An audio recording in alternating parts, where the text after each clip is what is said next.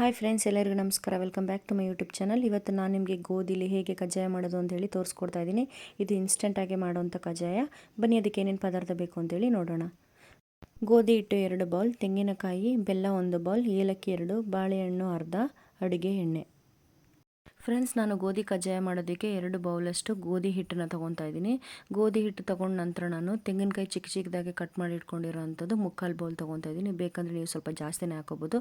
2 ಏಲಕ್ಕಿನೂ ಹಾಕ್ಕೊತಾ ಇದ್ದೀನಿ ನಾನು ಜಜ್ಜಿಟ್ಕೊಂಡಿರೋ ಅಂಥದ್ದು. 1 ಬೌಲಷ್ಟು ಉಂಡೆ ಬೆಲ್ಲ ತೊಗೋತಾ ಇದ್ದೀನಿ. ಇದನ್ನು ನಾನು 1 ಗ್ಲಾಸ್ ನೀರು ಹಾಕಿ ಅದನ್ನು ಪಾಕ ಮಾಡ್ಕೊತೀನಿ.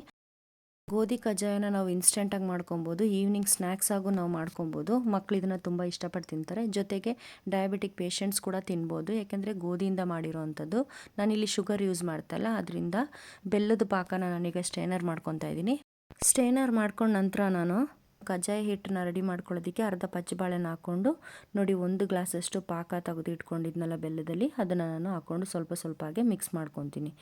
ಗೋಧಿ ಕಜ್ಜಾಯಕ್ಕೆ ಬಾಳೆಹಣ್ಣು ಹಾಕೋದ್ರಿಂದ ತುಂಬ ಟೇಸ್ಟಿಯಾಗಿರುತ್ತೆ. ಫ್ರೆಂಡ್ಸ್, ಗೋಧಿ ಕಜ್ಜಾಯಕ್ಕೆ ಮಿಕ್ಸ್ ಮಾಡ್ಕೊಂಡ ನಂತರ 15 ನಿಮಿಷ ನೀವು ಎತ್ತಿಟ್ಬಿಡಬೇಕು. ಅದಾದ ನಂತರ ನಾನು ಕಜ್ಜಾಯ ಮಾಡೋದಕ್ಕೆ ಬಾಣಲಿನ ಇಟ್ಟು ಎಣ್ಣೆ ಹಾಕ್ಕೊತಾ ಇದ್ದೀನಿ. ಎಣ್ಣೆ ಕಾದ ನಂತರ ನಾನು ಚಿಕ್ಕದಾಗಿ ಕಜ್ಜಾಯ ಹಾಕ್ತಾಯಿದ್ದೀನಿ ಎಣ್ಣೆಲಿ. ನೋಡಿ, ಈ ರೀತಿಯಾಗಿ 2 ಕಡೆನೂ ನೀವು ಬೇಯಿಸ್ಕೊಬೇಕು. ಫ್ರೆಂಡ್ಸ್, ಗೋಧಿ ಹಿಟ್ಟಿರೋದ್ರಿಂದ ಸ್ವಲ್ಪ ಬೇಗನೆ ಬೇಯುತ್ತೆ ಕಜ್ಜಾಯ. ನೋಡಿ, ಈಗ ಗೋಧಿ ಕಜ್ಜಾಯ ರೆಡಿಯಾಗಿದೆ. ಫ್ರೆಂಡ್ಸ್, ಹೇಗಿದೆ ಅಂತ ಹೇಳಿ ಕಮೆಂಟ್ ಮಾಡಿ, ಲೈಕ್ ಮಾಡಿ, ಶೇರ್ ಮಾಡಿ, ಸಬ್ಸ್ಕ್ರೈಬ್ ಮಾಡಿ. ಫ್ರೆಂಡ್ಸ್, ಇನ್ನೊಂದು ರೆಸಿಪಿ ಜೊತೆ ಭೇಟಿ ಆಗ್ತೀನಿ. ಅಲ್ಲಿವರೆಗೂ ಟೇಕ್ ಕೇರ್, ಬಾಯ್ ಬಾಯ್.